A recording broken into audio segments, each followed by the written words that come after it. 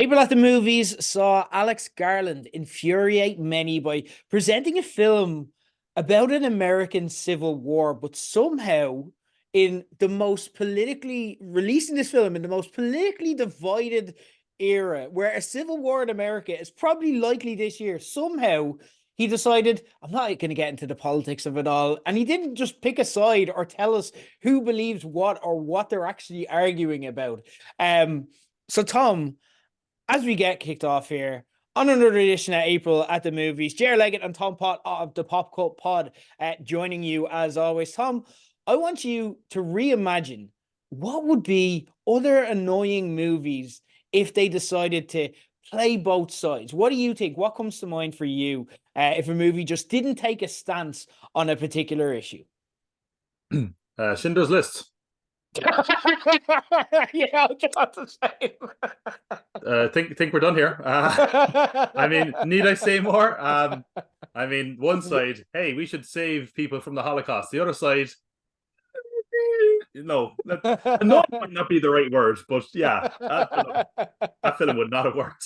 Yeah, no, it'd be very much like say what you want about Hitler, but he could make a good road. Like, no, Yeah, don't go there. exactly. Like, you Yeah, need he to kept have the trains stances. running on time. Like God. Yeah. You need to have stances on these things, people. This is why there was a few that came to mind for me. Like, It's a Wonderful Life, but also it's a bit shit at times too. Bank owners have bills to pay, and if you want to jump off a bridge, it's your call to make. No, you need to have stances, or like 12 Years a Slave. On a similar note, like it's like I don't agree with some of the methods, but who's going to look after the farm? It's like, no, you need to have stances. They're important.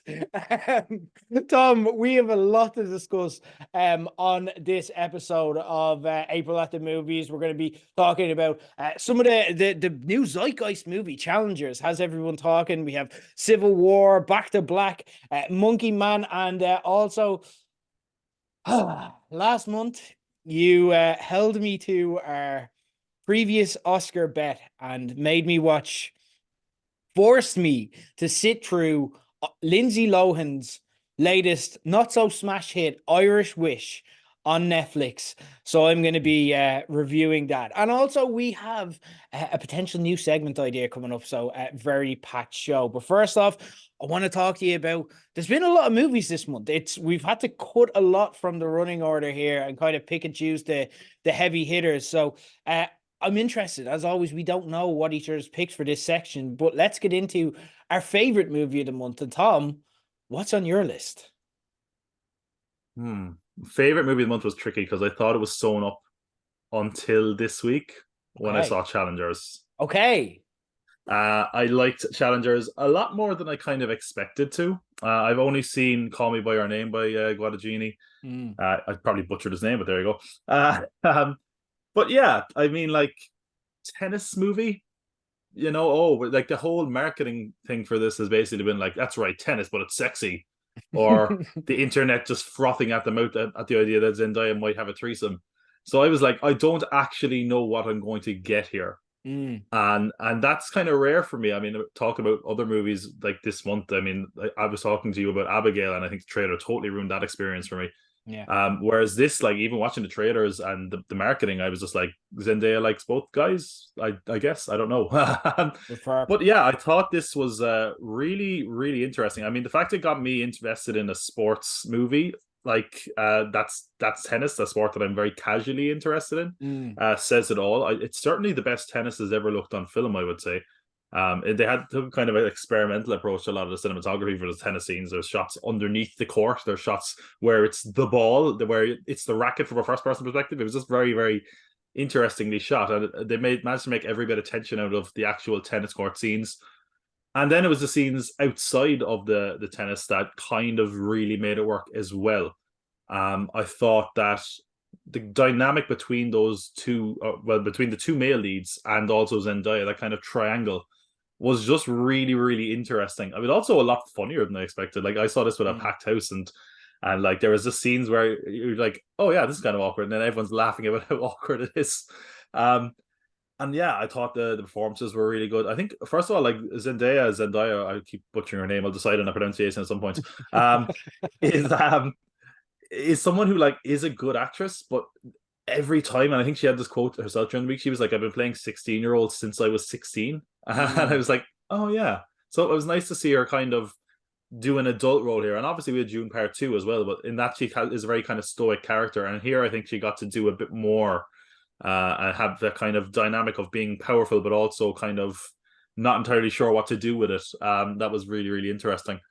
I thought the kind of arcs the character had were really, really interesting. And I thought the structure of the story shouldn't have worked, but it really did. Like, it was really, really chopped up as far as the narrative goes. Having all those flashbacks, in a worse film, you'd probably say, "Man, that's really lazy storytelling." It feels kind of like, an Ocean's 11 film where they're like, it looks like the heist is going wrong, and it's like, well, actually, what you didn't realize is an hour ago I did this. Like, there's a little bit of that in the stuff where it's like they'll be playing a tennis match, and it's like, oh, why did they do that? And then it'll be like 12 years earlier, and you're like, well, that's kind of lazy, but it totally worked. I mean, I guess I should say the story a little bit for people who don't know, but I won't say much because I don't want to spoil it. But essentially, Zendaya was this like hotshot tennis player, and she ends up, kind of leaving that world behind, ends up coaching another tennis player, who used to be a doubles partner with another tennis player.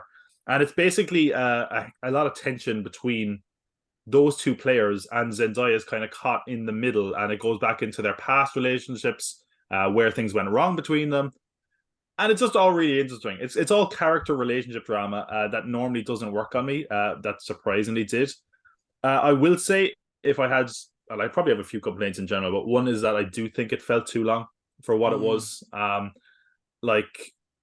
Maybe there was just a few too many of those kind of flashbacks. And I would also say, and I kind of enjoyed this, but it is very, very cheesy. Like, characters act in this movie, like in ways in this movie where they wouldn't. Like, they're playing cutesy with each other, and like I wouldn't say she's like, eat some of his food, and they're like, if I did that to a mate, this, be like, what are you doing? Like, it's kind of movie logic. There's a scene where they're having an argument, and of course it's a storm because no one ever has an argument when it's nice and sunny outside.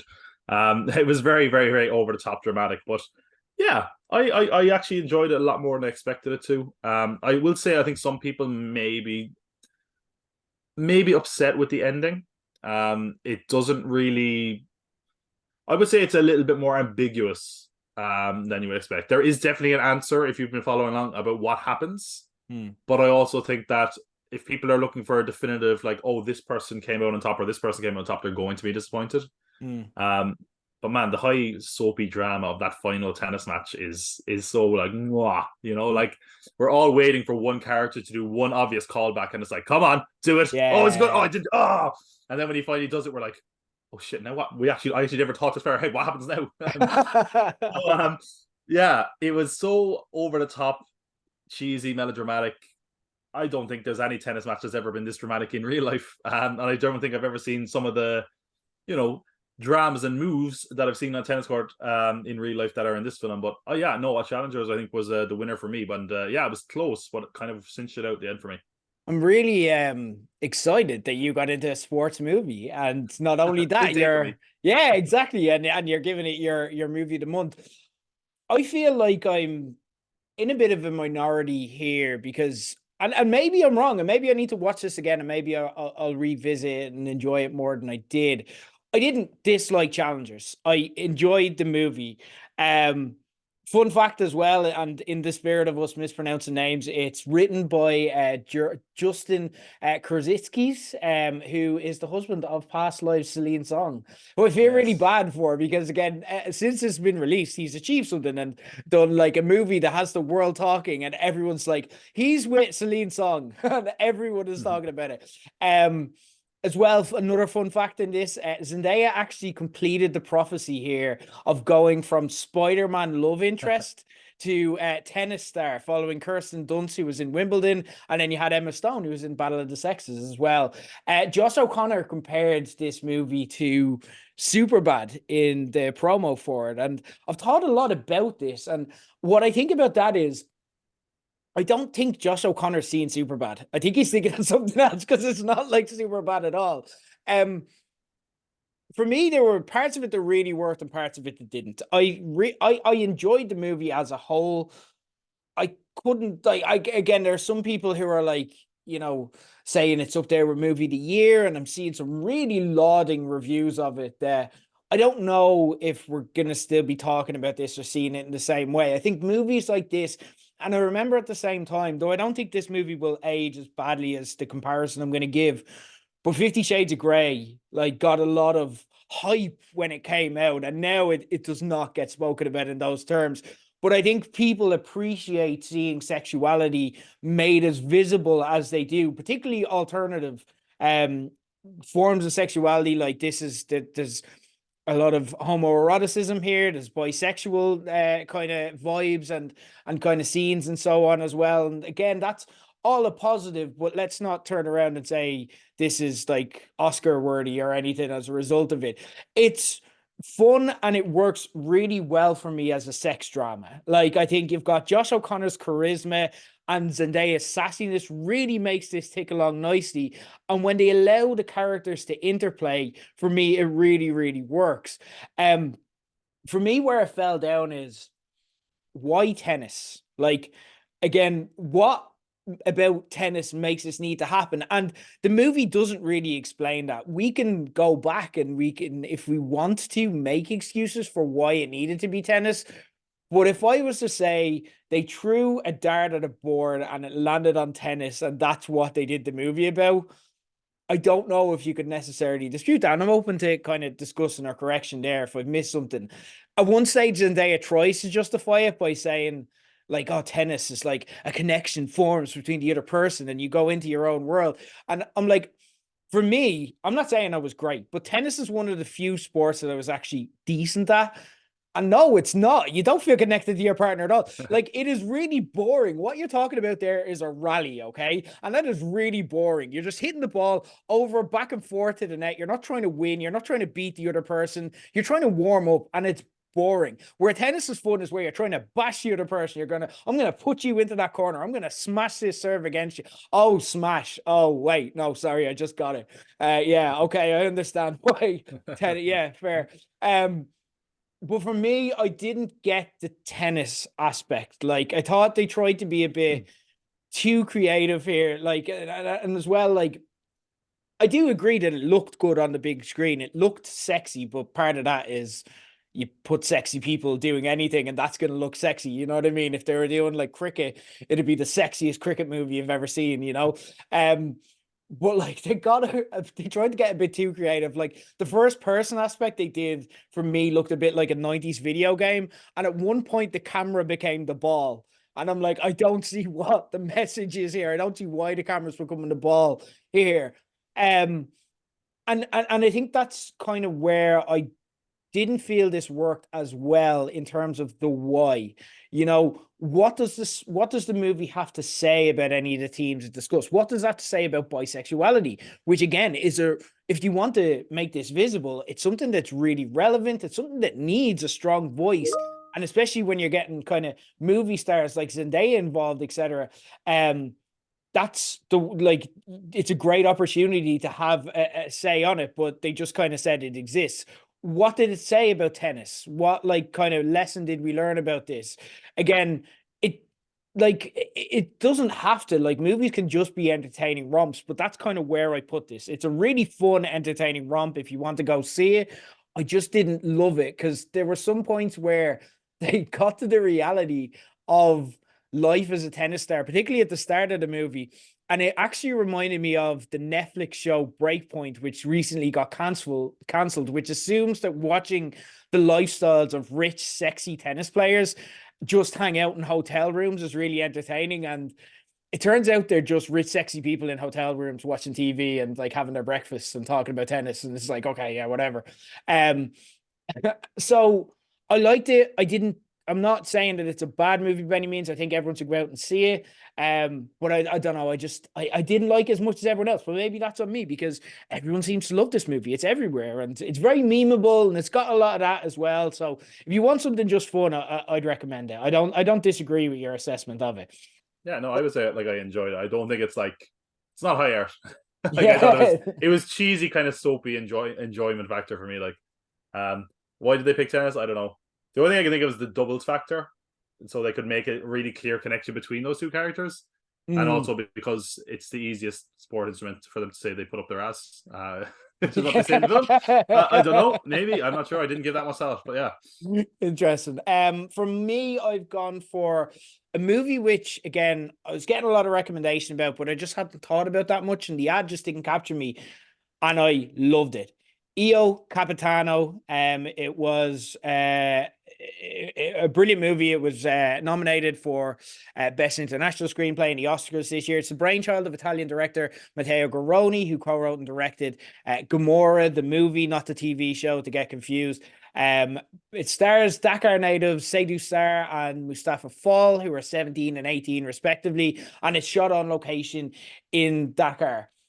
And on the face of it, I guess why I wasn't really excited about it is because there are some movies which kind of, the movie is about telling you about this is what life is like in this country or continent or whatever.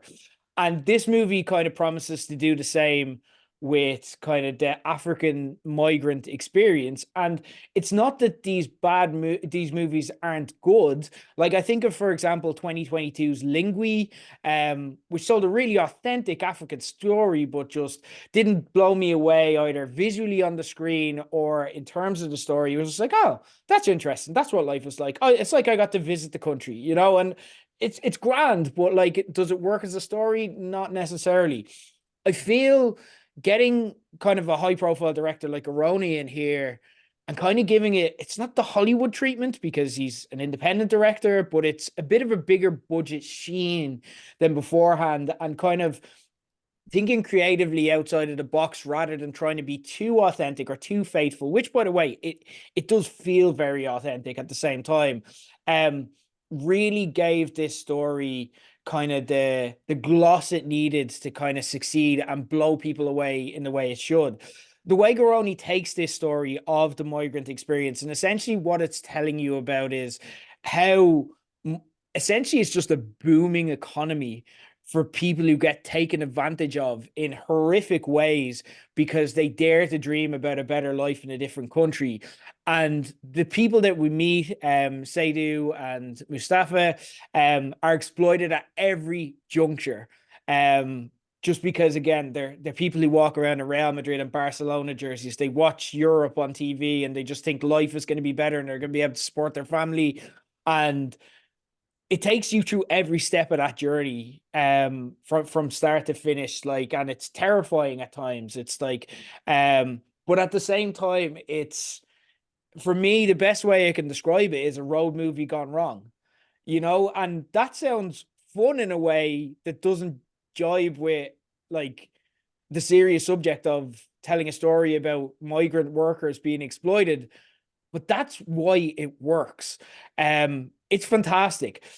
First off, I think another big difference it has with the likes of Lingui that I brought up is that it keeps its authenticity, but it looks magnificent on the big screen, in a way that many of these types of movies can struggle to. It really captures the full layer. Like, there's scenes of them traveling, walking through the desert, and you feel like you're there. You feel the heat that they're going through as they kind of walk and sweat and feel dehydrated, and it really engrosses you visually. But also the central performances are key to this. It somehow manages to keep this movie that's about a very heavy subject matter light and likable throughout. Like, these guys are true dreamers who never give up hope no matter what's going on. So it's blending those two kind of tropes that really just make this work. Like, you have stuff like dreamlike sequences that, again, some people are saying are the one flaw in the movie. I liked it because it just gave us a bit more access into the character's mind, and I felt that focus on character is what, you know, kept this likable and not just feeling like we're being punished or we're being like kind of subjected to this kind of cruelty. And like, essentially, like, it's the scale of what this achieves is, for me, and again, second time we're bringing this up, oddly, for me, I thought of this like crossing Schindler's List with True Romance. and it manages to hit both highs and the low notes perfectly. Like the kind of entertaining like adventure of true romance as people like try and make it somewhere and dare to dream and go together and go to fulfill a dream, but then that just harrowing bleakness of Schindler's List and the violence and the being unafraid to show humanity at its absolute worst. It's like and showing kind of the it's a damning indictment of the cruelty of the migrant experience, as well as being, though, at the same time, an inspirational kind of life affirming tale of a child becoming a man when he's called upon. Like, there are moments in this movie that you feel like it's gone too extreme, but never really in an exploitative or deliberately shocking way. Like, it all feels very relevant and necessary, and it's telling us about something that I wasn't aware of what went on in these scenarios, and I believe it instantly having watched the movie.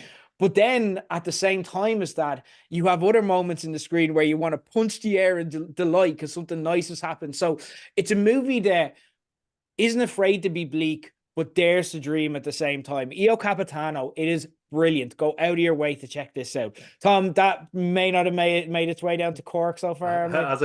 As I keep seemingly pointing out, Cork, the Cork Independent Cinema at Triskel, which I love, but seems to always be about a month behind. I will say this started showing yesterday in Triskel, so I'm seeing it tomorrow. Okay. So I'm looking forward to hearing that recommendation now.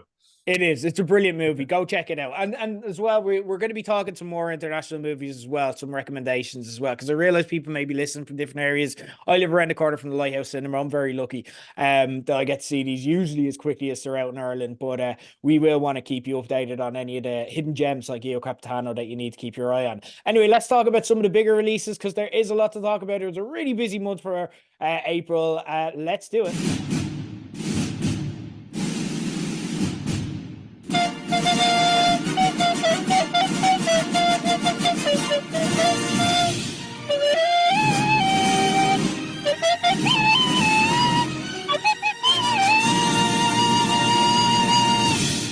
First off, I want to discuss the movie we've touched on already, Alex Garland's Civil War. Obviously, it's kind of a depressing vision of civil war that's broken out in America, starring the likes of Nick Offerman and Kirsten Dunst, written and directed by Alex Garland, who claims it's going to be his final movie. It's kind of the vision they show is of an America that may soon be the America that we experience, because every time I turn on the news, it's like something that I'm watching in a bad movie.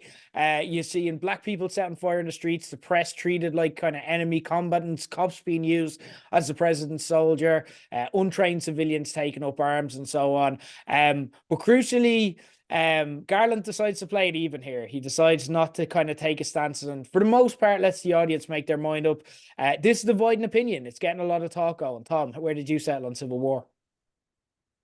I would say I'm more positive than negative on it overall. I've been a fan of Garland's work generally. I still think like the first film he directed, Ex Machina, was his best film. I think Annihilation was good, but I wasn't as crazy about it as everyone else. I thought Men was just not good. Yeah, I thought like as subtle as parts of Civil War were, like Men was so smash you over the head obvious at times that it just lost me. There was parts of this I liked and disliked. I mean, everyone's the big talk, of course, is that it doesn't really feel like it's coming down really hard on any political side. And it kind of reminded me, there's a quote from Michael Jordan where he said something like Republicans buy sneakers too. Which I was like, yeah, if you want to sell this movie, yeah, because it is A24's like most expensive movie ever. And I think like it does and it doesn't come down on the side. I feel like, and maybe you bring your own opinion to it, and the big kind of talking point was that California and Texas kind of have an alliance in the film, and it's like, well, why the hell were they so different to come together? There must be some reason. And yeah, the movie is very vague on what happened or who's with what side at times, or what sort of president the person is. And I think it's the weird thing is it's basically anti kind of fascist, I suppose, which conventionally wasn't a left or right issue. Like, remember those times when you could be a fascist or not be a fascist, or come out against the fascists and still have your own political beliefs. But I mean, yeah, I think that's one way of looking at it. But once I think actually what benefited is that that conversation was going on before I saw the film, so I wasn't expecting it to come out one way or the other. So I think knowing that going into it kind of helped me. I thought first of all it was really nice to see Kirsten Dunst in the lead role. That hasn't happened in a long time. I thought she was really good here, even though generally the character is meant to be this kind of over the hill, washed news reporter that's very apathetic. But I thought she was really, really good in this. I liked Wagner Mora, is his name? Moria, I'm not sure. As Joel, who was another journalist. Had not seen him in anything, or hadn't seen him in a major role. I thought he was excellent in this as well. He's in I think Mr. and Mrs. Smith is what I recognize from off Amazon. I'm halfway through watching that at the moment. Yeah. We had Kaylee Spenny, whose character was okay. She's like it kind of just felt sort of out of place in this kind of dystopian landscape. It was like, come reporter here, I take photographs too, man. Let me follow you, man. Which I was like, okay, and it kind of worked, but it felt like it was that was normally in these movies that's kind of the point of view character, the character that's introducing us to this world, and it felt like you didn't need that because I think the movie did a good enough job building that dynamic already and showing us what the world was like, and also this person has been living in this world, so it didn't really make sense for her to be so naive, I think. And we had I keep forgetting the actor's name, but he pops up in everything. Stephen McKinley Henderson. Yes. Every film he is in, every time he just delivers every time. He's so damn good. But he was the kind of veteran news journalist. I loved him. I did think it was kind of weird though, because we have two photographers and the other two are journalists, and it's like they're just like wandering around to battle zones and just being like, I'll remember, I'll write down my notes after. I'm like, come on, man, that's like journalism has evolved somewhat. I know the world is gone to shit, but like you're literally just going up to people who are shooting at each other and then afterwards being like, oh yeah, I better write that down. Aside from that, I thought visually, I thought there was a lot of great cinematography. And there's one particular scene where they're kind of going through forest fires that was really good. And there's a lot of really stark and kind of frightening images of warfare and things like that. I do think they did, as much as I didn't like that they played sides, I do think they did some really good jobs of not revealing side. I found that interesting in a way. Like there's at one point there's like kind of a suicide bombing kind of thing going on at stairs. Now you don't know what the person stands for. They're just flying an American flag. And you're just like, oh, good or bad? I don't know. You're like, yeah, he blew up for America. And then it's like, the big one that everyone's pointing out is they say the Antifa massacre. You don't know if it was a massacre by Antifa or a massacre of Antifa. So, that stuff was interesting. What I think worked overall was the really tense, smaller scenes. I thought this was a movie of really good small scenes and then some great big scenes at the end that were ruined for me. I thought the ending was really... Fuck, I had this word in my head and now it's gone. Deliberately manufactured is the definition I'm looking for. It felt contrived. There we go. There you go. Yeah, I got there eventually. I was going to say convoluted. I was like, no, damn. Because it really felt like they wanted certain characters to have certain things happen to them, or for certain things to happen in the end, and then they worked their way back, and it revolved around the characters acting a way they wouldn't act, and that made it look kind of dumb and lessened its impact for me. But I did think like the big battle scenes towards the end of the film felt really big. That for ages I was like, is this definitely A24's biggest film? Did it go to the cast? And then you see the final act, and like, oh, there's the money. There we go. Aside from that, I think the main thing I want to shout out is Jesse Plemons, who he's in this for 5 minutes and just eats, man. It's such an amazing scene. And I think that was the part where it was like that's what they sold the movie on. Like when that trailer came out, everyone remembered the thing where he goes, well, what type of American are you? It was like, oh shit, and that's kind of the closest the movie kind of comes to me about being really down the center about what sort of its politics are. And it was also just a really intense scene. Again, I think there was some contrivance to get to that point, and to put certain characters in danger, but it was an excellent scene. Yeah, I think this was a movie that I think it's a B movie that could have been an A with a bit of tweaking, is the way I would look at it. It has a lot of great moments. It's definitely worth a watch. I would have said and I think this is based on what I have seen this month, as opposed to I know there's been great films that I haven't been able to see yet this month. It probably would have been my favorite movie of the month, except that I enjoyed Challengers a bit much. And maybe that was because I went into Challengers with much lower expectations and I went into this Mm. with much higher expectations. I don't know, but yeah, no, it's it'd be a shame to lose Alex Garland as a director, even though he's now saying he was misquoted or something. So, he's probably just taking a break, but and hopefully when he comes back, he can give something that's on the level of this and Ex Machina. But yeah, I would say it's a return to form, just not to the heights he was at before. I think you hit the nail on the head with the word expectations, because what gets me about this is, and there's a lot to like in this movie, and I probably come out on the same side as you in that there's more good than bad here. But what disappointed me and let me feeling flat was just a sense of false advertising. Like when you promise an American Civil War, and that's the movie we're going to get, when you give us a tease of that Jesse Plemons scene, that is the best scene in the movie. That is iconic. And if the movie was at that standard, we're talking about this as one of the movies of the year. But it's not. It's a 10-minute scene. Jesse Plemons isn't a big character in this. So, and also as well, like just little things, like they promised Nick Offerman was going to be in it. And I guess he was, but like I was really looking forward to seeing Nick Offerman as the US president. And apart from a speech at the start and then kind of where the movie ends up and so on, he's just not there. And it focuses on these characters that, again, I saw Kirsten Dunst in the ad, but I didn't think she was the main character. And I didn't think that's what the movie was. I thought the movie was going to come out hard and have a stance either way. And again, I just didn't get any of those expectations met. And early into the movie, there's a scene where Dunst tells Spaney early on that she's a photographer. It's not my job to have an opinion. I just shoot what's happening and let other people make their mind up. And it feels like Garland, similar in the way to Zendaya trying to make sense of why tennis is sexy and a sport about connection with people. It's Garland trying to work that in, the fact that he doesn't have a stance on here. In kind of just showing us this dystopian future. But beyond that scene, he doesn't seem interested in describing why or how it came to pass. And what that created for me was an experience that was so strange. It was harrowing, but also weirdly toothless all the time. There's the guts of, like I said, a great movie here. Like you said, it feels expensive, it feels flashy, it's visually excellent without ever seeming gaudy or excessive. Like it never gets into like action movie levels of explosions for the sake of it or this or that or the other, even though there is loads of explosions and a lot going on, like a big money Netflix project where it's like they just said throw visual effects in there because it'll look cool. It's the stuff works, it hits home, it's striking, it's affecting, it's poignant.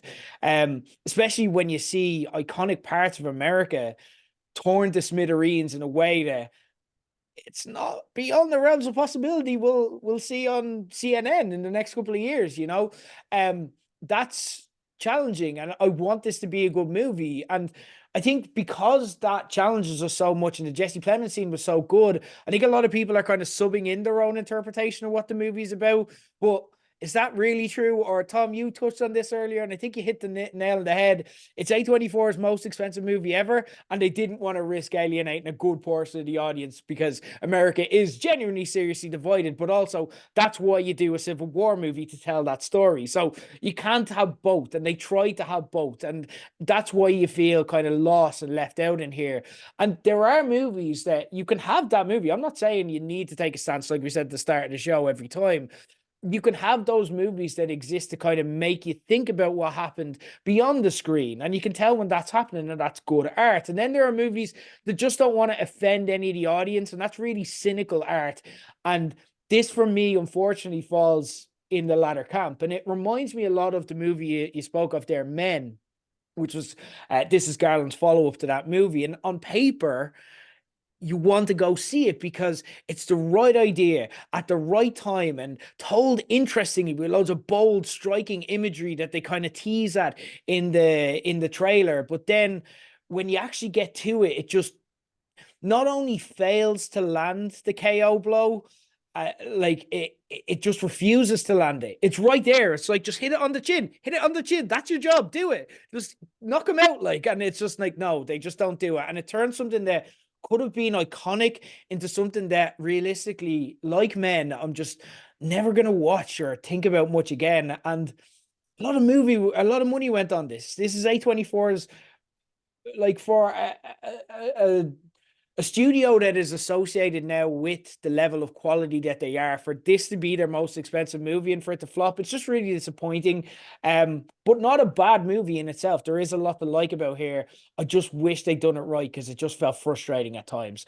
And I think there's a lot of that in the air. It's really inconsistent. I don't know, like it's a real, there's a lot of those kind of movies this month. Imperfect, Yeah, like kind of it was a April movies. frustrating month. It was a Yeah, very frustrating month. There was highs and lows, and it was like, man, I was looking forward to that, and it was fine. in every movie, though, I feel like there's stuff we can talk about. Another one I want to talk about is the Amy Winehouse movie that came out, Back to Black, directed by Sam Taylor Johnson, who directed the aforementioned 50 Shades movie and has formed for music biopics for her directorial debut 2009's John Lennon movie Nowhere Boy, of a screenplay by Matt Greenlaw.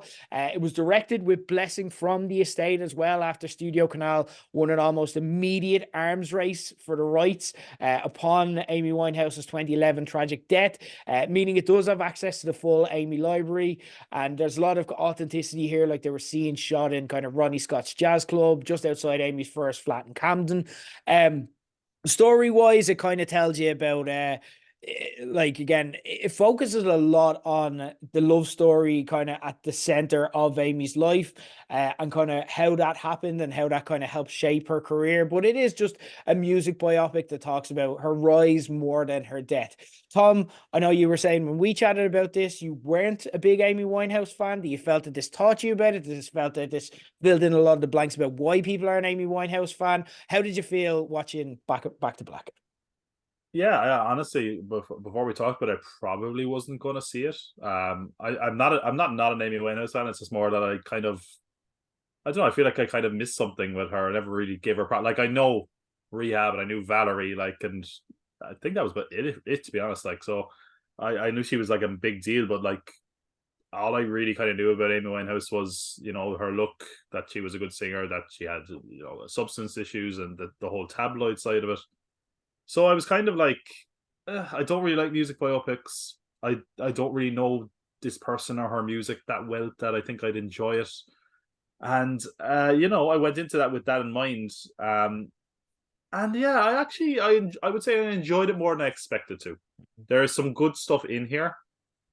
And again, it's hard. I know a lot of people are getting down and frustrated about the relationship between her and Blake being misconveyed, compared to what the reality was, or her father kind of getting away scot-free, even though there's a sort of an idea that in reality he was a lot more controlling of her life and didn't get her the help she needed. And the thing is, like, again, I didn't know enough about Amy Winehouse to dispute that, so I'm kind of judging the film just on its own merits. I think I do want to watch there was a documentary in 2015, I think it was, that's apparently goes into this in a lot more detail, so I do want to check out that to get a bit more of a more balanced approach. But I would say, like, it started for me very, very formulaic, and that's kind of most music biopics. So I was like, okay, I know what I'm in for here, and I knew it had the blessing of the Winehouse estate. So I was like, okay, so we're going to get the most sanitized version of it. I was shocked then when it really didn't shy away from her issues. Like, it was really, really sad. Like, I mean, I know that's like understating it, but like, it really, really showed the extent of her alcoholism and a bit of her substance abuse. I know, like, it shied away from her use of heroin and stuff, like, but it really did go into that. I've seen a lot of people talk about this and say kind of it's a fairy tale, presentation of her life, and I think that does feel accurate. Like, I don't know what her relationship with Blake was really like, but in this, you kind of, like, it's clearly a toxic, horrible relationship, but you also can kind of see why she fell for him. Like, Jack O'Connell is very likable in that role. And yeah, you kind of hate that you like seeing them together, because it seems like they bounce off each other well.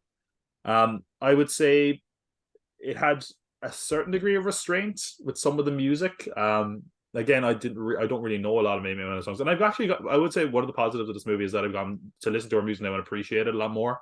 And I actually quite like her music now. And the thing is, like, a lot of these music biopics, they always kind of show like this happened and it led to the creation of this song, and it didn't really do that. Thankfully, there's one moment where I was about to walk out of the cinema where where I was like, oh God, if they do this, I'm so done. Where like the record person is like, you have to go to rehab, Amy. And the dad is like, no, you're not sending. She doesn't need rehab. My dad says I don't need rehab. And I was like, oh God, if they cut the rehab song, no, I'm leaving. Don't. And they thankfully had the good enough grace to come back to that song, because it also would have been really awkward to be like, that's right, my dad didn't say I need to go to rehab. Hit the coke or whatever. So thankfully they leave that kind of towards the end for a kind of a triumphant moment that really does work.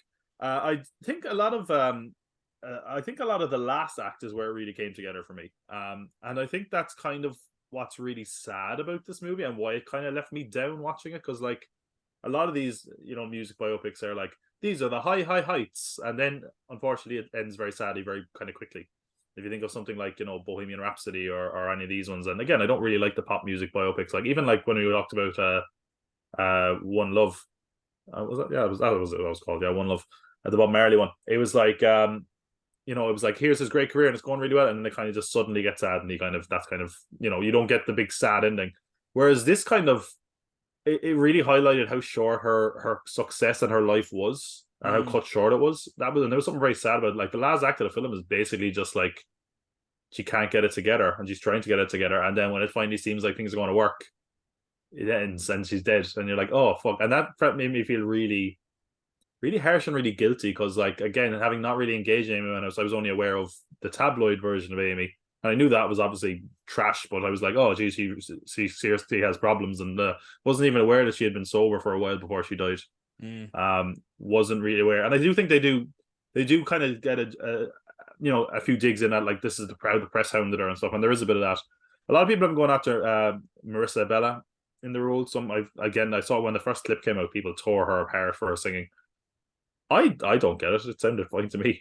Yeah. I don't know. Again, I think Amy Winehouse has a very distinctive style of singing, but I thought like she carried the emotional scenes very well. I mean, she certainly looked the part. Yeah, I would say I liked it more than I expected to. I don't think it's like a great film. I don't think I'll ever watch it again.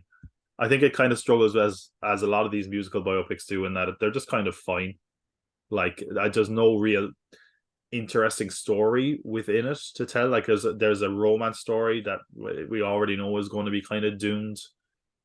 We already know how the Amy Winehouse story ends, so it's kind of hard for me to get invested in it. I don't feel like I got to know Amy Winehouse a bit more from this, just because I knew nothing about her really to begin with. That's nothing to say. I will say there's something I can't say without spoiling, I don't think. But there's something in the ending that people have really been pointed out, and that they imply that something is what caused Amy to kind of go off the deep end and eventually die. To do with children, which some people are really, really going after as saying it's not valid. I don't know, but I kind of didn't really take that on board anyway. But yeah, no, I think it's a very, very flawed film. I think if you're an Amy Winehouse fan and you know this inside and out, you're probably going to be a bit let down. I mean, you'll enjoy the songs, I guess. But if you're like a very casual fan, you might like it, like I did, which is a very strange approach to a music biopic. But yeah, no, it was all right. It was better than I expected it to be. I'll say that.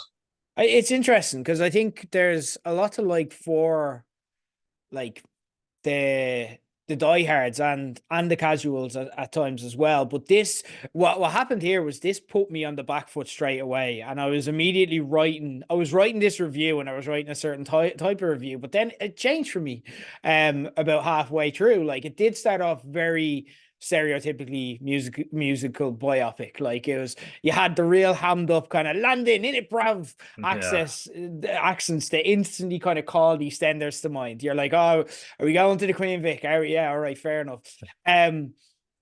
The vocals were a bit off at the start, but it, like, again, that feels harsh on Marissa Abela because she's trying to sing here, but she's not going to be Amy Winehouse.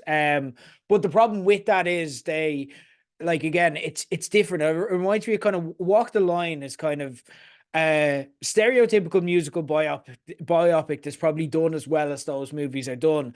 And the thing is, Joaquin Phoenix doesn't do Johnny Cash. Like, he doesn't do a perfect Johnny Cash, but he does an interesting Joaquin Phoenix interpretation of Johnny Cash. So when you have those moments where he's singing by himself, like, it's interesting to watch, it's captivating, but Marissa Abela just can't carry it the same way. She can sing, but she can't carry it in the same way Amy does. So I'm like, why does this need to be here?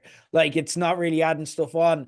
And like, again, it's kind of the trade-off that you get for family buy-in with these movies, which also then gives you access to the library, which you kind of need for these movies.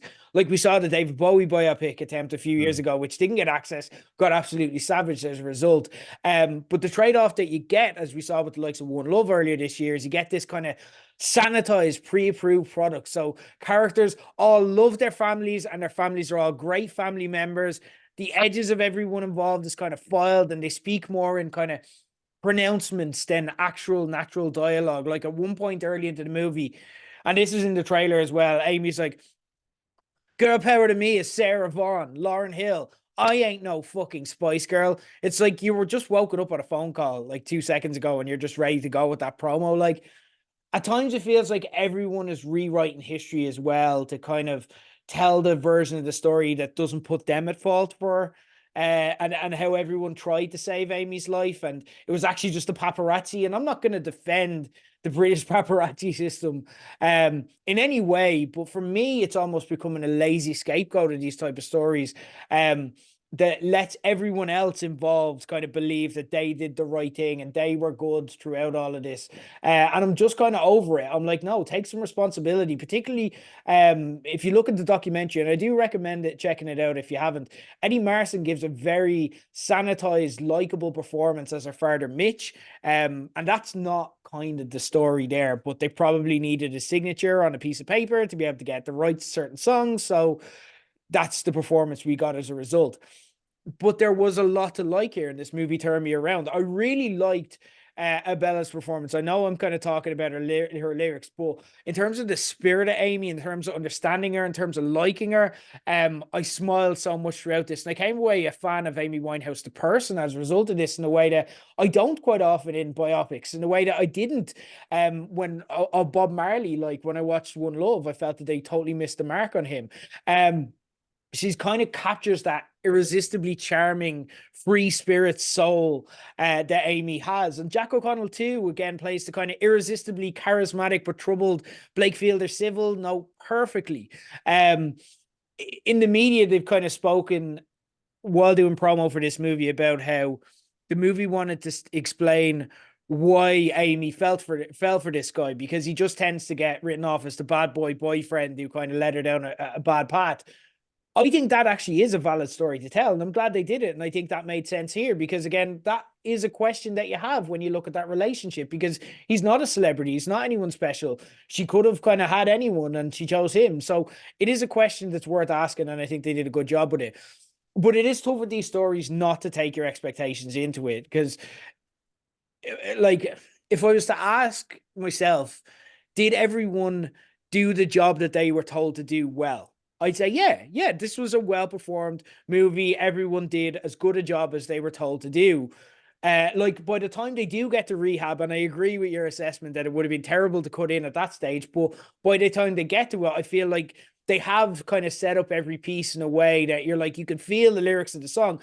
I don't mind when they do that, as long as it's not that obvious trope of, did someone say Rhapsody? And it's like, no, okay, you're going to do Bohemian Rhapsody, but like I do, like, you should feel like a closer kinship to the lyrics of songs. They should hit differently after you've watched the artist's life and how they've got there, and that works because all the pieces are kind of in place.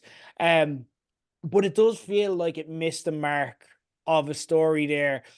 That was the reason there was that gold rush to kind of tell this story in 2011 to begin with.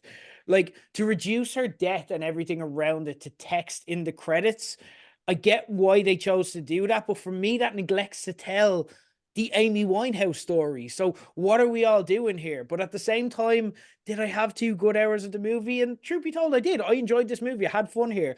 So it comes down to me to what the purpose is of a musical biopic, and I kind of liken it to what's happening now with video game adaptations versus what used to happen with video game adaptations. Like for years, video game adaptations were just fun romps.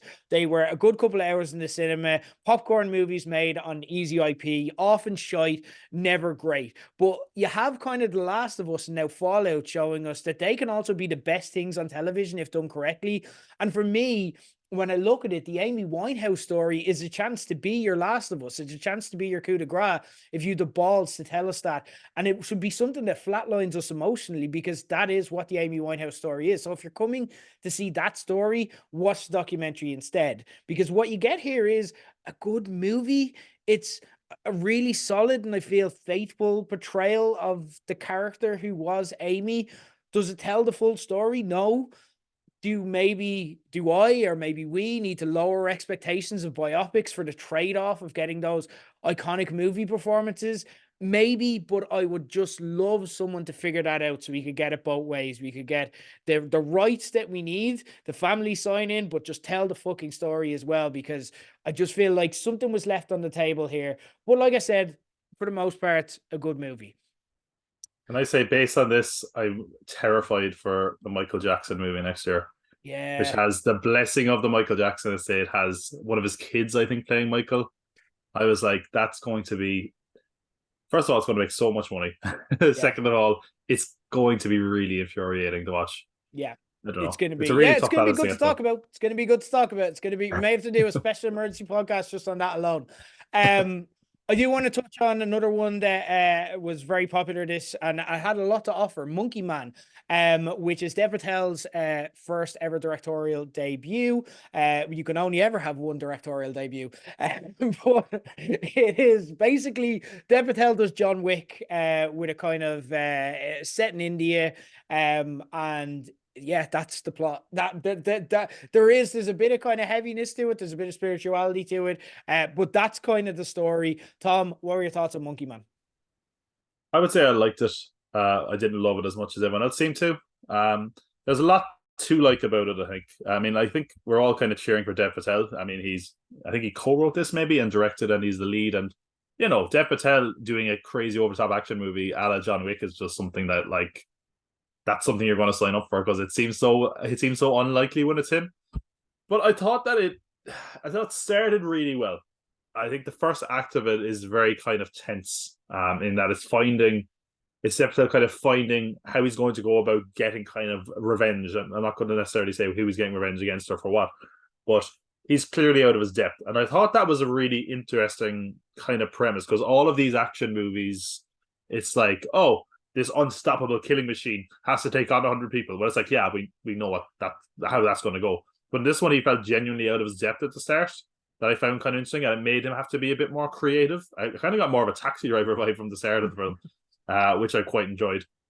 Then something happens like at the end of the first act, and then the middle part of it is kind of where I just found it a bit plotting. It felt like it was really drawn out, necessary for the ending, sort of, but it just was kind of like, and then what? Like, for an action movie and a shooter, it just kind of felt like there was not a lot of action in the middle of the movie for a good while, which is kind of was unexpected, I suppose. I did like the spirituality aspects they threw in there. I thought that really kind of made this distinct. It was quite interesting. And I thought the final act was good, kind of violent, over the top fun. There's a lot of very, very brutal film. I mean, I would say it makes John Wick look very far less brutal. I would say this is kind of like has like a kind of a grizzle to its violence at times. Again, it's a little bit silly and cheesy at times, and it kind of clashes in that regard. Like, I mean, he has a montage where he basically gets all his powers, and it just seems like he just punches a bag of rice to drums, and that's like, oh, that's all it took, and I'm like, that feels a bit unearned. To be fair, all Rocky had to do was punch a few like frozen pit. You know what I mean? Like, so I suppose so. Beat the world champion, like, and that worked. I don't know. I just feel like maybe I could punch a bag of rice and I still don't feel like I'd be at that level. That's what infuriates me, I think. But I think again, there's minor kind of things that bug me about it. I know this was kind of shot during COVID, or it might have started before COVID, and then had to continue during COVID. It was a very weird production process, aside from it just jumping from Netflix to cinemas. I thought the cinematography was very inconsistent. There was a lot of really cool visual shots, and I think that's what they kind of sold the trailer on, like the amazing shot of him coming out of the elevator, and that's the poster and everything. It looks really, really cool. But then there's like a lot of really awkward close-ups that I just thought didn't really work. There's a few shots where the camera quality is really bad. I don't know what that was about, and there's a lot of things that I'm kind of getting sick of, and it kind of feels like it's dated now in a weird way. But shaky cam and action movies, it feels like that time has kind of passed. It was massive when the Bourne movies came out, and we get it every now and then, but it feels like, especially since John Wick has kind of come along, we have like a lot more stable camera movements. But I don't know, that part didn't work for me. I think I actually heard there was one like time where there's like a first person shot and they actually had to do it because they couldn't physically fit the camera in the room they were filming in. So that's kind of forgivable. But yeah, no, there's a lot to like about this. Dev Patel is very likable at it. As having him get this kind of big action role is interesting. He had a kind of a sidekick kind of character who I really liked. Sharlto Copley is in this, just relishing being a kind of villainous bad guy. Also, two films this month are an over-the-top action film where they have to overthrow this kind of evil kind of political system where Sharlto Copley is in it with this and Boy Kills World. It's weird. There couldn't be more different films, but anyway. Aside from that, like it's worth seeing, but it's also really, really goes into the weeds of the politics of India. That's apparently one of the reasons Netflix was less interested in it. Like, I don't care about a film getting political, but it was that kind of thing where like I'm not going to act like I know a lot about Indian politics. I know Modi is bad or whatever, but I'm not going to say it lost me, but I was just kind of like, I get it. Yeah. And what? And what? It's hard to make like a big political point and then just say, oh yeah, this guy dressed as a monkey is going to go shoot people now. It's like, it's like, think of how you're delivering your message. You're like, yeah, politicians are bad, so we're going to kill them all dressed as a monkey. It's like, whoa, whoa, whoa, whoa, whoa. And also, that's another minor point. I wanted more Monkey Man. We get like a lot of scenes of him like fighting in a ring as a monkey in this kind of weird wrestling UFC kind of thing. Yeah. And they kind of set it up like I'm a sucker, and every time a movie does this, it works on me. Where we get a kind of a costume reveal that's really well teased or something like that, appearance of character. I'm like, oh, let's go. And in this, they like change the look of the monkey mask, and I'm like, oh, and he wears it for like 2 seconds, and then he throws it in the bin or something. I'm like, oh fuck. But yeah, no, it's worth seeing. I didn't love it as much as other people did. I don't like everyone's calling it like Indian John Wick or John Wick with Dev Patel. I don't think it's as good as any of the John Wicks. Personally, I didn't enjoy it as much as those, but I did like the brutality of it, and I thought for the novelty of it, it's good. I think, to be honest, if it had got to Netflix, it probably would have been one of the best things on Netflix. But that's more of an enjoyment on Netflix itself. But yeah, no, I'm not. I don't regret seeing it. If you're looking for a fun action movie, it's worth checking out. I also thought it was a little bit long, but I kind of find like a lot of these shooter up action movies being 2 hours is a bit of a stretch for me. But yeah, no, it's all right. That's fair. I think ambitious is the word I think of when I think of this movie, and it is very ambitious. It tries to combine, for me, Kill Bill, City of God, John Wick, Rocky, and Slumdog Millionaire. And that's a lot to cram in. And like, again, it's just, but like, it is the biggest stick to beat it with because, yeah, like you're right in everything you say. I hear all your critiques and don't disagree with any of them. But it's also the thing I found kind of likable about it because I just felt Dev Patel's infectious enthusiasm for direction. He wanted to do everything. He directed this like he may never get to direct another movie, and he wanted to make all of his favorite movies in one. And there's just, for me, it makes a type of movie that I really enjoy, the imperfectly likable movie. You know what I mean? Where it's like, it's, yeah, it's flawed as fuck, but like the highs are high and the fun parts are fun, and it hits when it kind of needs to hit. I did like the choice of Patel as well to kind of cast himself as this John Wick type as well. Like, because again, he just tends to always get clean cut intellectual Indian man. You know what I mean? Like, even in Slumdog Millionaire, when he came up from poverty, that was still where his character wound up. So I liked him saying, look, I can do other things. And I think he pulled it off quite well. There were a lot of times where it just felt like a stylish music video, with like kind of time jump montages.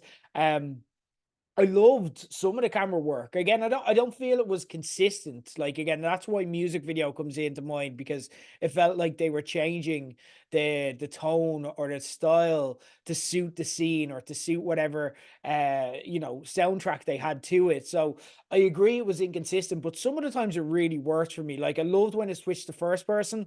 At times I thought that really followed them. I loved the handheld shot where it was following Dev in real time running through the city, so you feel like you're running with them. There was a kind of an extraction vibe in there as well.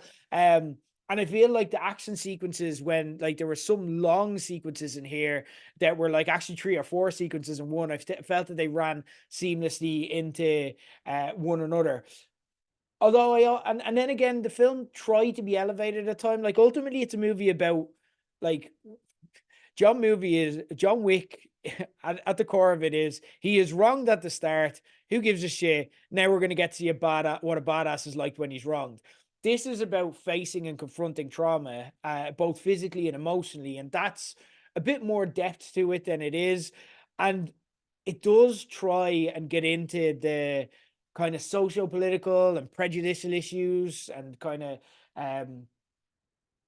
that Dev Patel is interested in, and it's attempting kind of to be elevated action, but I think it can't really hit it. I think it tries to bite off way more than it can chew. Like for example, if you're gonna make a trans story, as this kind of at one stage just kind of metamorphosizes into like towards the end, just make it a trans story. Like that's the story you tell, and just focus on one thing. Don't try and squeeze it into a John Wick movie and then, like you say, just like have kicks and guns solve the trans issue. You know what I mean? Like it's not going to work. Let's not go there.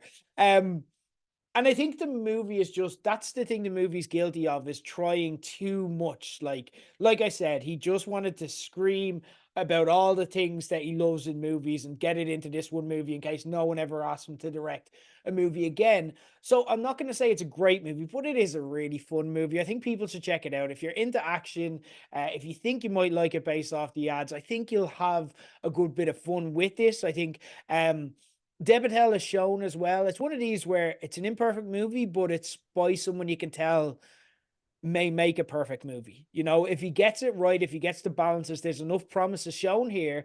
And we know from him that he's a considered and thoughtful actor. So if he can kind of just rein it in a little bit, maybe get a good mentor in to kind of go, right, okay, calm the fucking shit down, get a good script editor on board and go, lose this, do more of this, then this movie would have really worked. And I think he's going to get that. I think as it goes on, as he gets more kind of reps behind the camera under his belt, I think we're going to see more mature, poised, and nuanced efforts from him in the future. And I think the positives from this mean that's something to get excited about. Anyway, speaking of poised, speaking of mature, speaking of nuance, it's time to talk about movies that aren't just filling the bigger screens. Let's talk about some international movies, and let's talk about some fine art as well. And I wanted to include a section in this for what, like, the international cinema that me and Tom would watch and we'd be interested in. And again, we're not going to do full reviews on this. We're going to keep it pretty brief on the movies we discuss and just give you some quick tips for movies we've seen and that you should really check out or not check out if you're kind of looking at it. And I wanted to make this a weekly segment or a monthly segment that we do every episode here, and make it a really kind of high art kind of piece in fitting with the tone of some of these international creative selections. So what I did was I went away and I created a musical sting in the style of a radio that maybe I think people would enjoy and would encompass kind of the high art vibe that we're going for, as well as the title for our international movie feature. So Tom, I'll give you a listen. Tom's never heard this either. I'll give you a listen to this now, Tom. This is high art. I think you'll agree. International bangers. Yeah! Qual é, Dadinho? Dadinho é o caralho. Meu nome agora é Zé Pequeno, porra. 제시카, 외동딸, 일리노이, 시카고. 선배는 빈티노 보냅니다 좀. Je crois qu'il serait temps que j'aille leur rendre visite avant de finir avant tout dans une petite boîte. International bangers. Nothing quite Tom. says class like Lamar Jour. Bit of Gigi D'Agostino, international banger. I'm just saying. This is our section where we're going to recommend some international bangers we've seen. Tom, I have two for you. Just going to do some quick hits here. First off is one, if you haven't seen already, go check it out. It is right up your alley. It's one of those movies, and it's a subgenre of kind of school or teaching based movies that we love here on at the movies every month. We kind of spoke before about Close. That was my favorite movie of last year. Your second favorite. Blue Jean was your favorite movie of last year. Last month we spoke about Monster. This trend for me, the first time I noticed it kicking in was a couple of years ago with a movie called Un Monde or Playground, French movie, excellent. The latest into this is The Teacher's Lounge, one I really recommend. It was nominated for Best International Film at the Oscars, directed by Ilker Katak, who co-wrote with Johannes Dunker, based on a true story of discovering children stealing in a school, but nobody wanting to snitch during a school visit that Qatar and Dunker were on. And Leonie Benesh stars as the teacher who finds out one of her pupils is accused of theft. It's a type of movie that starts with a really tiny issue, like someone's essentially just stolen in school, but then by the end of it, you're actually squirming in your seat, and it genuinely feels like a horror movie. There's almost a Jordan Peele style score in this from Marvin Miller. As like with the realism of the situation and the mistakes people are making and how people are taking the mistakes people are making and the school like handling it in slightly the wrong way, but how big that can get as a result. And it puts you on the back foot and creates tension out of just thin air. Like, Tom, with your background as well, like I know you'll watch this movie and you'll be like, don't do that, don't do that. Like I was watching it and I was like, no, don't say that, don't do it that way. And then it just gets so bad so fast. And at every stage you're begging the people involved to just get on top of the situation here and not make it worse. But you can't look away as they, with the best of intentions, get it wrong continuously, time after time after time, to the point that you worry that this is somehow going to lead to somewhere absolutely disastrous or take a horrific left turn. And the movie's going to turn towards some kind of melodrama, but you're in really safe hands here for a finely poised, kind of mature and satisfying conclusion. The Teacher's Lounge, one of the best movies I've seen this year. Absolutely excellent. Second international banger on my list is one called Evil Does Not Exist. It's Ryusuke Hamaguchi's follow-up to the excellent 2021 movie Drive My Car. That was my second favorite movie of 2021. It was fantastic. This won the Grand Jury Prize at Venice Film Festival 2023 and Best Film at the 2023 London BFI Festival. It was originally intended to be by Hamaguchi to be a 30-minute short movie with a live score by Iko Ishibashi that during production ended up turning into a feature film with dialogue. And to be fair, actually, the dialogue is not great, and you do kind of wonder throughout, is it actually a feature ad? Because again, these actors weren't hired with the job of delivering dialogue, so it is a bit oral examy, if I'm being honest. You know what I mean? It's just kind of like, oh hi, would you like to get married one day? I would like to get married one day. It is a bit hammy, but like you don't actually need that either. Like you can see what this project was like. It's really patient movie. Like again, the story is about a father and daughter kind of living off the land, and we see their passion for their kind of idyllic woodland surroundings until a real estate glamping project threatens all of that. It's really patient. You just spend a lot of time with the characters involved, living their day-to-day lives. And it just sits there. You just sit there watching it. And at times you're watching it going, are they going to get to the story here? But they do kind of in a really disarming way. And that disarming is a word I kind of think of when I think of this. Like Hamaguchi as well, just using a big score. If you know his previous work, he likes to sit in that silence a lot. He likes to let the movie be the score. Drive My Car, the sound of the car was the soundtrack for so much. And like he just likes to use the natural kind of ambience of the moment to be a backdrop. But the soundscape that Isabashi carries it with is at times kind of dreamlike or ominous, and in ways you wouldn't expect it, which as well. And how Hamaguchi employs it always kind of keeps you guessing. Like when it's beautiful, we hear ominous music, and when it's really tense, the music gets comforting. So it's really, or like you'll be in the middle of a sequence at one stage, and the music will just cut out dramatically, and then someone will start talking. The cinematography, as you'd expect for a movie about nature, and with Hamaguchi's name to it, is magnificent. And the movie keeps its cards really close to its chest for a long time, but delivers a kind of really unexpected and ambiguous ending that'll leave you thinking for days afterwards. It's a trend in Japanese cinema this year, between this and Perfect Days, which I saw a couple of months back, to kind of be understated and thoughtful, that let kind of people bask in the world and make their own mind up. But for me, it felt a bit like a hobby that escalated into a sneakily really challenging and interesting watch, as Hamaguchi remembered, oh yeah, I'm one of the best directors on the planet. What am I doing? I'm just going to make a great movie. It's a good movie. Evil Does Not Exist. It's not an essential one. If you're a Hamaguchi stan who's eager to see his follow-up to Drive My Car, like I was, go out of your way to see it. But if you're not, you can take her to leave it. I would recommend The Teacher's Lounge. That's my main international banger this month. Tom, any international bangers on your list? Yeah, well, first I want to follow up on your recommendation from last month, which was Monster by Hirokazu Koreeda. Just an excellent recommendation. This is a really, really beautiful film. All the performances in it are really, really good. I'm not going to dwell on it too long because you covered it last month. The score I thought was really, really good. I thought it really suited the kind of the emotional parts of the film. And aside from that, like I can't think of a film that I've seen recently where I so radically changed my opinions on characters. Just because of the nature of the film. Like, it's, as we mentioned last month, it's about a kind of a child in school. Something happens in the school, and then all of a sudden the mom comes in, and we're seeing it from her perspective, then we're seeing it from the teacher's perspective, and then finally we see it from the child's perspective. At first I was like, oh, this horrible teacher, oh. And then it's really tough because, as you said, my background being a teacher, I'm like, oh, that parent is a nightmare though. Oh. And then of course I'm like, actually, I'm sorry, I misjudged you, teacher. I felt bad then. I was like, I'm horrible, I'm the monster. and then you see it from the child's perspective, and it really added a bit of poignance to it. Yeah, it's a really, really beautiful film. I mean, I think to give it a very, very basic kind of idea of the way it's broken up, it's kind of feels like Rashomon. If you've seen The Hunt with Mads Mikkelsen and Close, it's like all those thrown into a blender.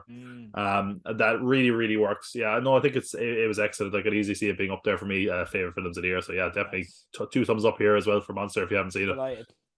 The other one I would say is one that I kept popping up, and I kept kind of feeling bad that I hadn't seen it before, because it played the Cork Film Festival, and it didn't just play like one day at Cork Film Festival. They played it for like a whole week in one cinema, and I was like, I should go see that. And then the Oscars rolled around. Best Animated Feature nominee, Robot Dreams. And I'm like, why did I not see it yet? So I actually did get the opportunity to see it. As mentioned, it's an animated film. And I saw a trailer for it, and honestly, speaking of trailers that you probably shouldn't see that would ruin the movie, I would go into this totally blind. It is a nice trailer, but they're seeing a lot of what happens. And what is the most interesting selling point for this film that a lot of people are going to talk about is that there's absolutely no dialogue, which in an animated movie especially is like, that's kind of interesting. But basically, it's in set in 1984, I believe, in New York, and it's this kind of anthropomorphic world where dogs and animals are living among us, not speaking apparently. But so yes, we follow a dog who's incredibly lonely. He just doesn't really have anyone in his life, and he sees an ad for a robot that can just be a companion to him.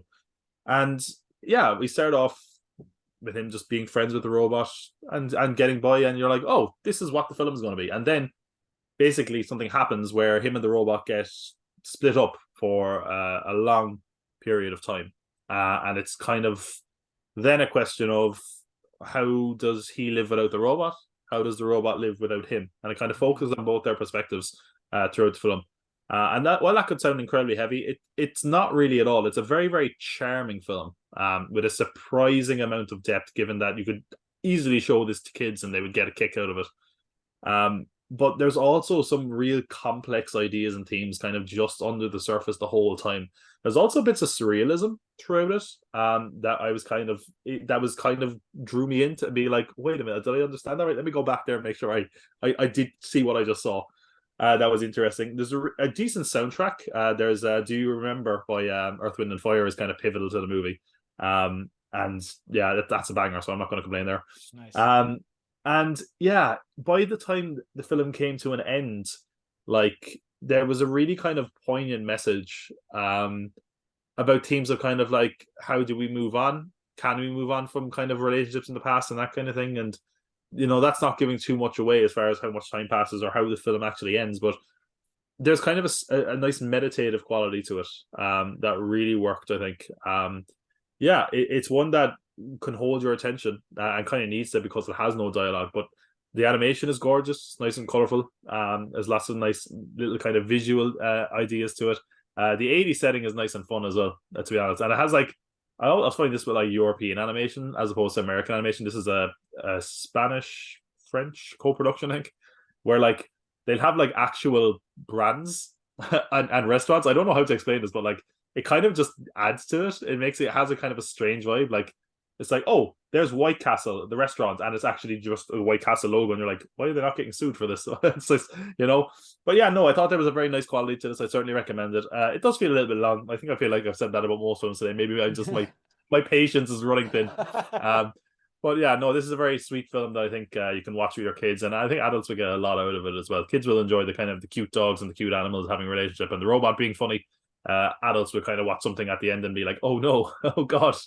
But yeah, no, definitely where to watch Robot Dreams. Okay, so our international bangers for the month: Robot Dreams, The Teacher's Lounge, and Monster. And then Evil Not Exist. It does not exist if you have time and you want to check it out. Before we go, we're going to do a new feature here because I have an idea jumping off this based off a couple of months ago. Myself and Tom did Oscar predictions. We decided to put a bet on who would get the most. Tom ended up winning that bet and then challenged me to have to watch and review Lindsay Lohan's godforsaken new Netflix movie, Irish Wish. What I've decided to do with this, though, is rather than review it, I'm just going to tell you what happens in it because I think it will speak for yourself. You don't need me to tell you Irish Wish is bad. That's why you made me watch it, okay? So there will be spoilers for this, but instead of apologizing for that, I'm going to say you're welcome because I'm going to watch this so none of you have to and tell you what happened in a way that will hopefully make you, first off, it will take less time, but you'll hopefully enjoy it more than having to sit through and watch it. So this is Irish Wish. Beware if for some reason you don't want to get Irish Wish spoiled on you. We start the movie, which, by the way, decides to define the word wish for us for some reason. Like it's Pulp Fiction defining the word pulp. We know what a fucking wish is. We open on Lindsay Lohan's Maddie making eyes with Paul Kennedy, who's a superstar author on the red carpet, who she works with as an editor. And do they still have superstar authors today? Because last I checked, literally the most successful author of our generation spent all of her time on Twitter trolling trans people these days. I don't think that happens anymore, if it ever did. Maddie loses her scarf to establish she's unlucky in life and love. So relatable. And then her mom rings asking, have you told Paul your feelings for you? And reminds her that nobody in Des Moines, Iowa cares about her feelings. And mom, let's not limit this geographically. Think bigger here. Nobody gives a shit about any of this. Paul pulls her aside to say that he wants to take their relationship to the next level. He wants to work on their next book together, which is literally the same level of their relationship right now. It's like me saying to you, Tom, I want to take it to the next level. Let's do a movie We're doing a movie podcast. That's what's happening. Put to Ireland for some reason, and Paul is now engaged to Maddie's best friend. Maddie has an anxious meet cute in Knock Airport with Ed Spieler's James, who's British, by the way. That'll come in relevant later, where they get their bags mixed up, but then she also bumps into him on the bus on the way there. And off they travel to somewhere vaguely unspecified, but we get loads of shots of fields, sheep, etc. Centra's on Netflix. So we're very certain it's a very Irish spot where she drops her book and James asks if the author is a friend of hers, which is not a thing people ask. Like if I walk past someone on a plane who's watching Oppenheimer, I'm like, sorry, do you know Cillian Murphy? Like, that's not how you respond to that thing happening. Anyway, off Maddie goes to Paul's mansion and James goes to a pub he's staying in ahead of photographing a sheep shearing contest, because that's all we do here in Ireland. They go for dual boat rides at one stage, Maddie and her friends, the wedding party, but because there's 5 of them and 2 are coupled up, Maddie is left out despite 2 clear free benches on the boats. So she used to go for a walk instead by herself. And oh my God, there's an actual fucking genie in this movie. A fucking genie. You know us Irish and our genies. We love them. Maddie immediately accepts this turn of events. She's just like, fine, yeah, there's a genie. I wish to marry Paul. Straight away, there's no questioning what the fuck, you're a genie. It's just like she asked to marry Paul. She wakes up and guess what, Tom? Her wish has now been granted and she's marrying Paul Kennedy. Why? What did she do exactly to deserve to life swap with her friend and take away her dream? Nobody knows, Tom. And by the way, for those keeping score, nobody in Des Moines, Iowa cares. There's so much pointless dialogue in this movie. Like at one stage, there's an exchange about how the wedding cake is too big for the truck. Maddie suggests getting a smaller cake, and then everyone just laughs at her. Or Maddie and her friend at one stage decide to pick some apples, and then the next scene is them coming back from picking apples with her friend just remarking, I can't believe how many apples we picked. Okay, that's a scene that happens. Anyway, the genie's back, thank God. We needed some direction here. They stick the genie back in there, and she's following Maddie around while she dress shops, which freaks Maddie out, and she runs away and bumps into James again, who then agrees to photograph the wedding. Why has the photographer not been organized already? They're here for the wedding, but James is going to do it now anyway. James, who I should add, is homeless, by the way, which is a plot point that is never resolved. It's just thrown in there, but also drives a convertible. Like, I don't know who these people are. He goes location scouting for the wedding with Maddie to the Cliffs of Moher, and he's taken aback at one stage by this accomplished editor referencing James Joyce, because that's such a niche reference. Fun fact, by the way, I typed Irish writers into Google and Joyce was the second search result, meaning that I'm guessing that that's exactly what the writer Kirsten Hansen did. And she did the exact same thing and said, I'm not going to use Oscar Wilde. That's too obvious. The second one will sound real. Netflix had specified that there needed to be a minimum runtime for this, so some obstacles were literally thrown in the way of our characters. Literally, a tree fell down in the Cliffs of Moher, blocking the road, so James and Maddie had to stay, and Kaylee in a pub while something magic and I guess genie related happened to Maddie's mom's alarm clock, so she missed the wedding. I don't know why we're paying so much attention to this character who says that she doesn't give a shit about what's going on. Maddie arrives late for the wedding rehearsal, but they're out of time. So all they rehearse is the kissing part, which is a really weird move by the priest. Don't worry, you can still kiss. Kiss for me. Unfortunately, as they go to kiss, the genie appears, replacing St. Bridget in the stained glass of the church, and winks at Maddie, causing her to faint. At the rehearsal dinner, they play a game of how well do you know each other, and Maddie can't remember when he proposed to her. And I'm like, what is the moral of this movie? Never wish your life away, because if a genie grants you your wish and swaps lives with someone else, there'll be some gaps in your memory. That old Irish bit of folklore. There's a dramatic moment that evening when James asks Maddie if she's sure about Paul. She pushes back and he says the following. This is an exact quote with zero irony and with full dramatic effect implied here. That'll be the last you see of me, because after this job, I'm off to Bolivia to photograph an endangered tree lizard. It's like, okay. Madam Web vibes going on here. Madam Web, okay, that's fine. There's a whole thing here about Maddie's dreams being unfulfilled because she's an editor. Like, she can't write for herself because Paul has to write both of their vows. And she has this blank novel she keeps going back to, which is just says chapter 1 at the top. And imagined while I was looking at this plot point being the editor of this movie going, my job is valid. I do a very important role. I'm not just trying to be a failed writer here. While in her veil, we're getting to the wedding. Don't worry, it's nearly over. Maddie confesses all to the priest, who is aware of the genie, by the way, and said that she's a bit of a scamp, but she'll always give you what you need. She apologizes and confesses to her tearful best friend, whose life that she stole, and says that she'll fix things. So we get to the grand finale, the aisle. Maddie arrives dressed not in her wedding dress, but in a perfectly fine non-wedding dress, and everyone looks repulsed by her. They're like, look at how she dresses. It's just like, that's just her everyday fashion sense. Paul takes it well until he doesn't. Sorry. Instead of actually like going, Paul, can I just have a quick word here? She goes up and makes an announcement in front of everyone saying, I do not love this man.